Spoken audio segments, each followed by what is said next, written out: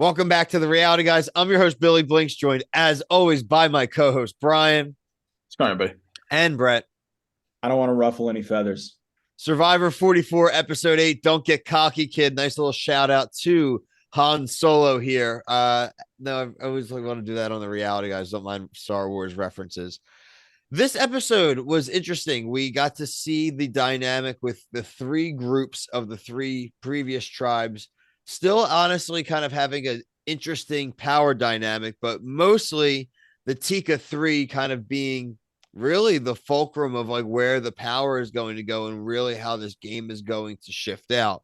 We're going to go into all the details. There were some annoying moments. There were some character moments. I know Brett has a lot of opinions about like the gameplay of this week, so I definitely want to let him kind of dive into that as well. But guys, overall for the week, how did you feel about the episode in general? And then I do think it may make sense for us to go start talking about the camp life in tribal, and then we kind of like run back to the beginning and maybe a little bit of the challenge. Yeah, I mean the blind side was good, but I mean the final part of the challenge I liked, but a lot of the other stuff, it's just since it's been on Fiji, it's like rinse repeat for me. Yeah, so I think that Ratu and Soka are playing like Survivor 101 from seasons 1 through 10, where they're doing very basic stuff of staying tribe strong and not putting any like real thought into their strategy and just like going gung ho. Hey, we got to take out Brandon. He's the big guy. Oh, Tika, they're the swing vote. Let's try to like convince them to come be on our side. And meanwhile, you know that they're going to the other side and sharing information. I think Danny's the only one that really expressed any sort of like intellect and understanding what was happening. I know when the plan got spilled to Heidi, I mean, she sucked this episode. She finally got screen time. She spilled the beans about his idol to Yam Yam, who is the swing vote. So he clearly went and took that information back. And then Carson told Danny about it. So he knew that the plan had to change. They didn't change it, but that was just one thing. Yeah, so we can just run through quick on that kind of parts. So you did mention Carson in the beginning of the episode, super sick, makes a joke about the PB and J. Did he had that last week? Yeah, I mean that's the thing about that reward sometimes. Like you're not eating anything, and just mess with your stomach. It is always going to come back to bite you if you haven't eaten real food in a while to eat something super rich like peanut butter and like white bread. And Like, probably a lot of it. Yeah, Like you're yeah. So that the whole beginning episode was like, oh, we want to be nice to everybody. Like, hey, Carson is sick and someone else is sick, or we want to show that we're nice people. When Heidi spoke to Jam Jam at the beginning, she's like, oh, I didn't want to ruffle any feathers, so I just made a simple vote or whatever her whole thing was. She's trying to like placate to him and not make him angry. justify your move. I hate again in old Survivor that definitely wouldn't be a thing, right? Like no one's gonna go and explain why they tried to get you out. They thought they had the numbers and they tried to get you out. Like it just happens sometimes. You just gotta just admit what you did. I Did she agree. try though? It almost sounded like she literally knew that Matt was going home and was just willing to sacrifice him and then do what made the least waves. I don't know. Dumb. Five, they're gonna do the elimination challenge. There was a message that you would have to pair up into 5 pairs. They let each other just pair up. The pairs end up happening like this pretty quickly on the beach. Kane and Brandon, Fran and Jam Jam, Carolyn and Carson, Danny and Lauren, and Heidi and Jamie. Like Brian said, I agree. The first 2 legs were kind of classic rinse repeat. Really do enjoy the third endurance leg. We'll get to leg 3, but I do want to talk legs 1 and 2. Mainly the only thing I want to talk about legs, I'm laughing, in legs 1 and 2 is Carolyn in the net.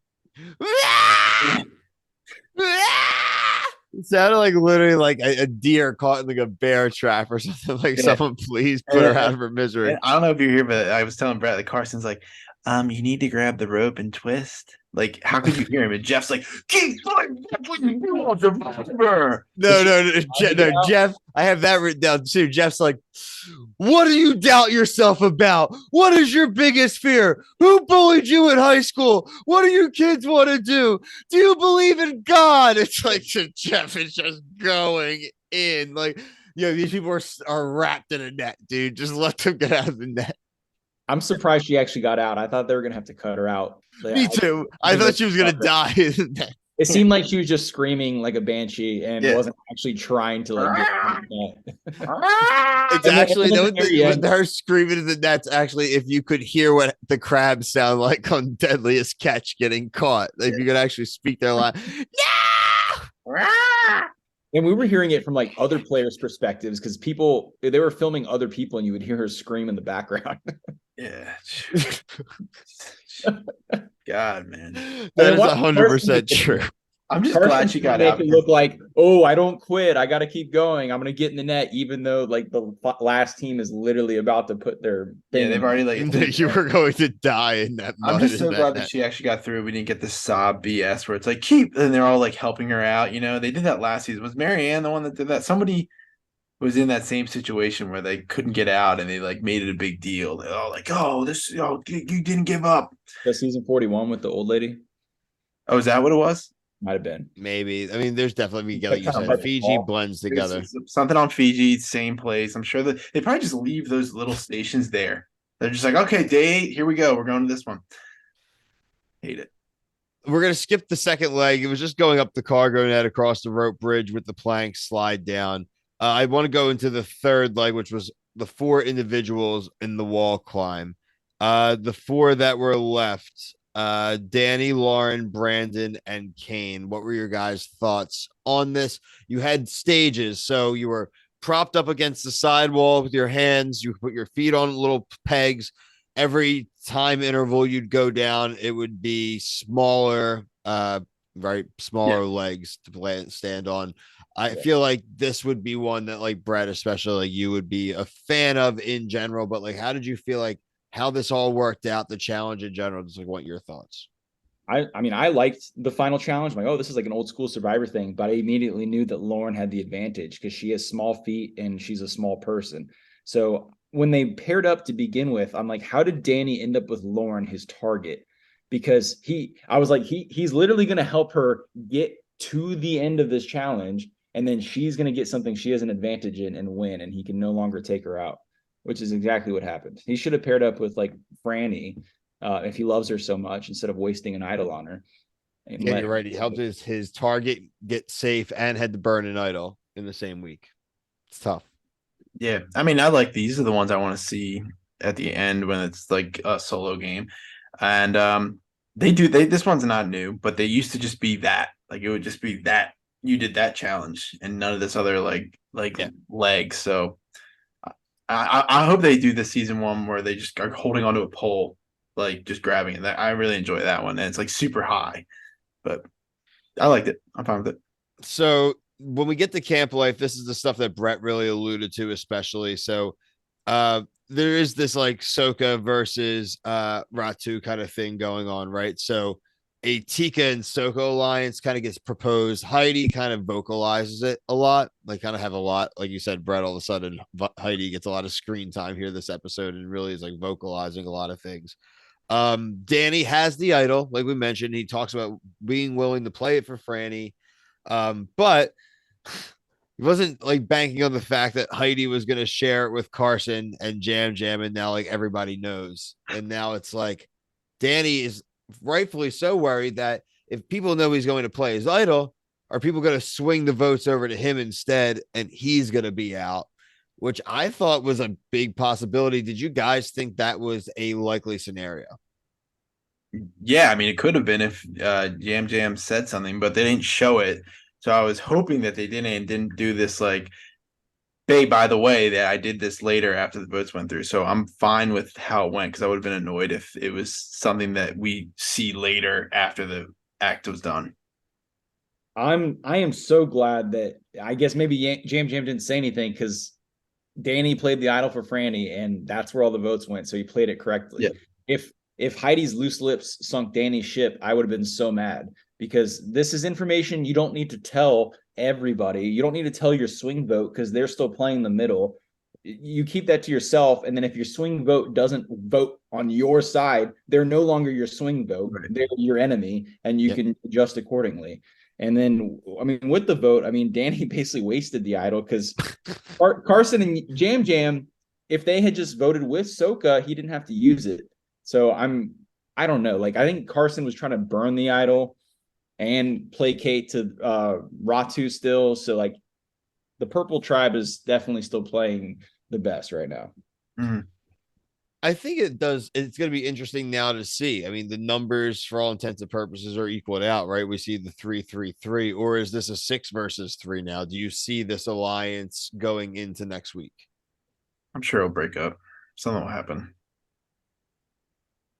It's too good to be true that it's going to be like Brett said. In the old days, they would stay strong and just clip them all off. But like the new, I don't think it's gonna. I think it appears that they're gonna do that, but I don't think it's gonna be that way. Yeah, I don't know. I mean, I don't know where Heidi's alliance is. Heidi got a lot of screen time and was saying a lot of dumb things and betrayed Danny basically. So I don't know if she's still aligned with him or what the deal is going to be. If these 6 stay together in this format and Survivor format, they only have to survive 3 tribal councils to get to the final. Like it's like that's not bad odds to set yourselves up on. The problem with new Survivor is people are so obsessed with making a big move that they're not going to stay together. They're going to be like, this is my time. And they're going to do something dumb and they'll lose their friend. Like that's what's going to happen. I'm very interested, honestly. Like I am very intrigued to see where this goes. We're going to cover it obviously all the way through to the finale. Check out our coverage. Brett and Kevin did the full season review of Australian Survivor. We also this week covered things like Below Deck, Married at First Sight, 90 Day Fiance. What else do we cover, Brian? It's important. Jersey Shore, Love is Blind. Love is Blind season 4 just finished up. Farmer Wants a Wife. We just released a video review for that. Look out for The Jury, not this week, but next week when the season finishes up. We'll do a season review of that. We enjoyed watching that.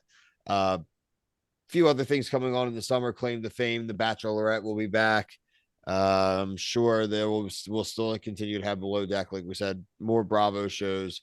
When the Vanderpump reunion comes, I'll be covering it. I don't care if I'm covering it myself. I'll be there. Yeah, Brian probably will be caught up by then. I'll be there.